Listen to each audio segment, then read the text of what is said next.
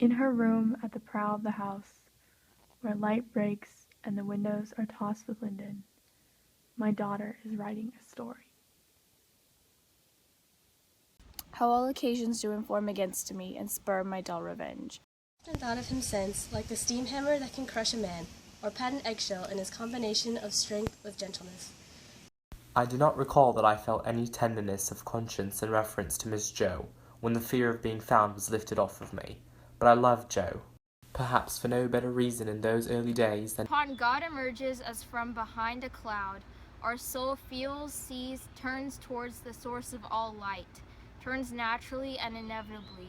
For now that all that gave us to the world of sensations, its life and charms, has begun to leak away from us. They will say, how his hair is growing thin. My morning coat, my collar mounting firmly to the chin, my necktie rich and modest, but asserted by a simple pin. They will say, but how his arms and legs are thin. And had never let her know that there was such thing as the daylight, by which she had never once seen your face.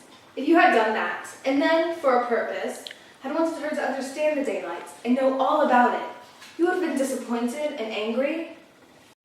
I walked away at a good pace, thinking it was easier to go than I had supposed it would be, and reflecting that it would never have done to have had an old shoe thrown after the coach.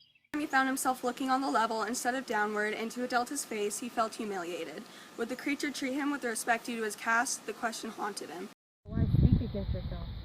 Because only peasants and the most inexperienced deny everything flatly at examination.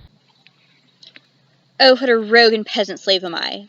Is it not monstrous that this player here, but in a fiction, in a dream of passion, could force his soul so to his own conceit?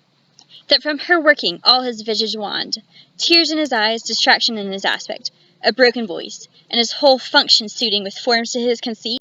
There would have been a time for such a word. Tomorrow and tomorrow and tomorrow creeps in this petty pace from day to day to the last syllable of recorded time. She jumped up and looked at him trembling. But at that moment she understood, and a light of infinite happiness came into her eyes. Out of my thoughts, you're part of my existence, part of myself. You've been in every line I ever read since I first came here. The rough common boy by which I am to be followed into my poor labyrinth. According to my experience, the conventional notion of a lover cannot be always true.